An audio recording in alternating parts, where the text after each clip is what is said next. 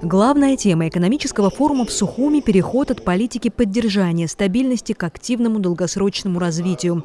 Президент Бадра Гунба в своем выступлении подчеркнул, фундаментом для привлечения инвестиций стала новая финансовая дисциплина и рост собственных доходов бюджета до 60%.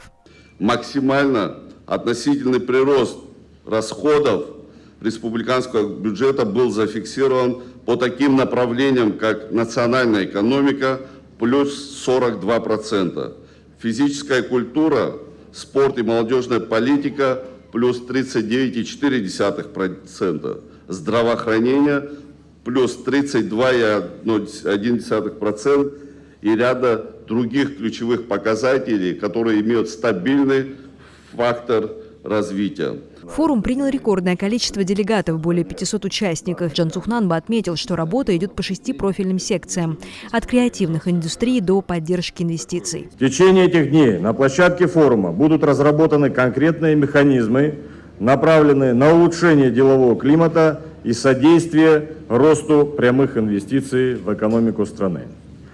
Это, в свою очередь, станет основой для дальнейшего экономического развития, способствующего сохранению самобытности, историко-культурного наследия и национальной идентичности Республики Абхазия. Круглые столы, которые мы сегодня проводим, организованы с учетом запросов бизнеса и потребностей рынка. Законодательную базу под новые проекты готовит парламент. Принято более 50 законов, регулирующих финансовую сферу и защиту капитала, чтобы инвестор чувствовал себя в безопасности. В рамках подготовки специального законодательства, регулирующего те пробелы, которые были в экономической, финансовой сфере, они активно тоже реализуются и Народным собранием, парламентом.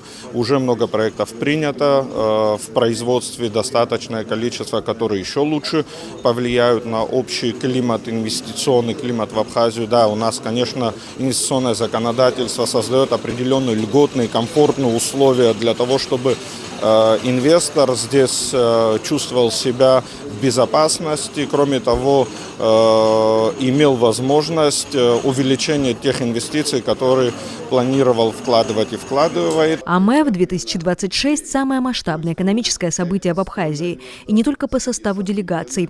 Общая сумма соглашений, которые намерены подписать в ходе форума, превышает 100 миллиардов рублей. Такого количества соглашений, которые подписываются вчера, сегодня и завтра, единовременно никогда не подписывалось в истории независимой Абхазии. Ну и мы попробовали посчитать вот сегодня с утра общий объем соглашений, которые подписываются, договоренностей, которые достигнуты и достигаются в эти дни, по потенциалу своему превышает сумму в 100 миллиардов рублей инвестиций. Но одной из самых ожидаемых новостей стало упрощение режима на границе. Владимир Путин поддержал сохранение въезда для детей до 14 лет по свидетельству о рождении на ближайшие 2 года. Рад сообщить, что вчера президент России Владимир Владимирович Путин принял специальное решение сохранить для Абхазии на 2026-2027 год возможность въезда детей до 14 лет из России по свидетельству о рождении. Думаю, это серьезно скажется на возможностях и увеличении туристического потока. Много говорили и о развитии транспорта. В этом году республика совершила рывок в этом направлении. Россия вкладывает 15 миллиардов рублей в реконструкцию КПП ПСОУ. Сухумский аэропорт уже принял 121 тысячу пассажиров. Это не только разовые решения, это системный подход по тому же авиационному сообщению, железнодорожному сообщению, электричке, морскому сообщению. В бюджете Российской Федерации заложены средства на субсидирование, чтобы обеспечить приемлемую цену билетов и для жителей Абхазии, и для гостей Абхазии. Здесь хочу сказать большие слова благодарности в адрес регионов Российской Федерации, многие из которых устанавливали прямое авиационное сообщение со столицей Абхазии Сухумом, не просто изыскивают на это возможности авиаперевозок, но и субсидируют из своих региональных бюджетов цену на билеты, делая их более доступными и удобными. В объявленный год села фокус сместился на переработку фруктов и производство. Это Сергей Кириенко видит наиболее перспективным направлением для развития сельского хозяйства в республике. Мы поддерживаем позицию руководства Абхазии, что должно быть все больший объем экспорта сельскохозяйственной продукции должен выходить из Абхазии не в виде сырой продукции, а в виде переработки и готовой продукции. И задача нарастить долю такой переработанной продукции в экспорте.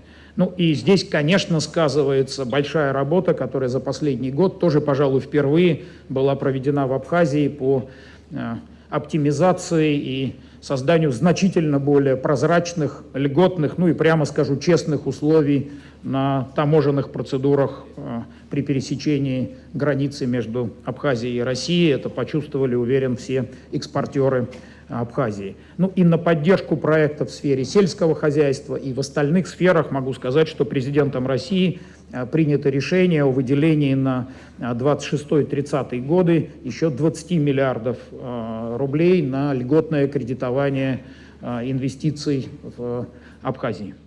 По словам абхазских бизнесменов, существенно упростит экспорт абхазских товаров появление современной лаборатории для сертификации продукции на месте.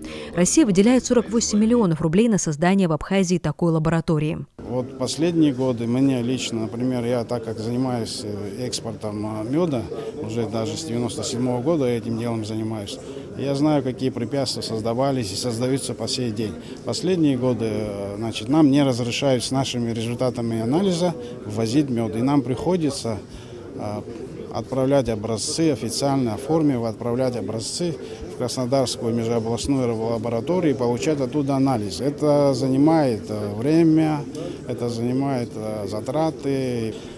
Уже мы здесь на месте документы, которые будем получать, если они будут соответствовать нормативам требуемым и есть, то мы, безусловно, отсюда можем отправлять продукцию уже без проблем. Алхаз Каджая, гендиректор ООО «Глобал СА», рассказал о перспективе экспорта бутилированной воды. Производственный модуль одной линии производит в сутки около 60 тысяч бутылок. Ну, приблизительно в год это 15 миллионов бутылок. Уже в августе 2024 года мы приступили к выпуску продукции по двумя брендами.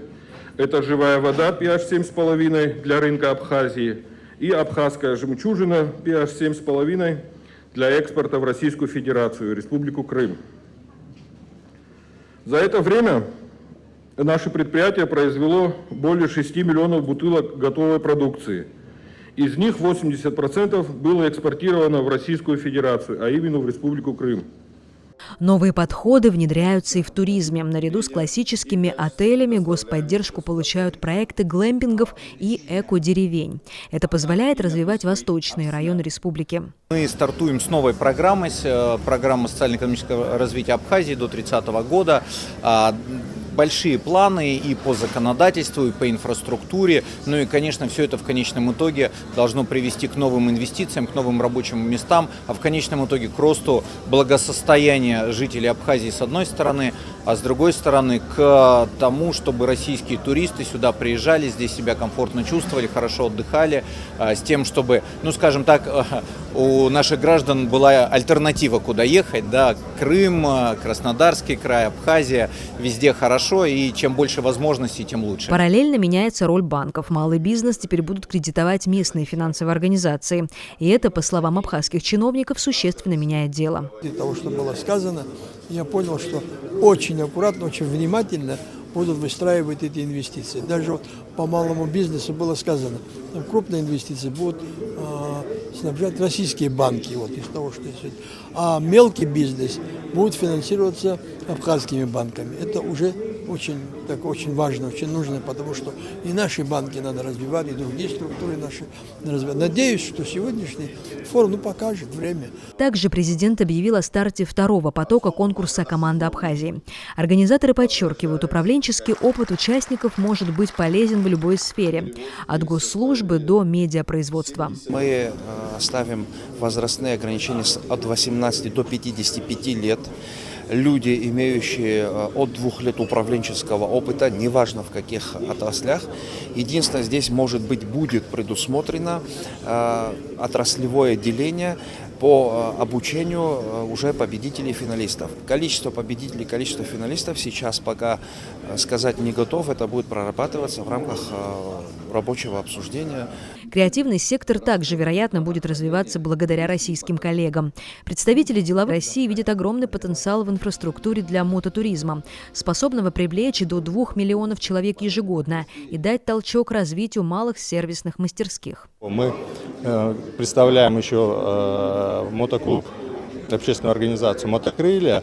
Нашли сподвижников, коллег, байкеров в Абхазии, которым интересен развитие мотоспорта, мотодвижения. Это огромный туристический поток со всей России, который готов сюда приезжать.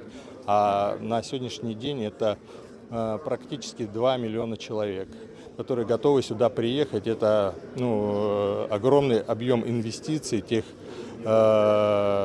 денег, которые могут быть здесь влиты в экономику, реинвестированы, которые могут развить мототуризм, мотоспорт, ремонтные мастерские. Вот знаете, что у вас, допустим, нет площадок по автомотоспорту, да, там, на вождение. Это все будет сделано. Итогом форума стал пакет документов, направленный на реализацию программы развития республики до 2030 года. Акцент на собственное производство и современный агросектор должен сделать экономику самодостаточной.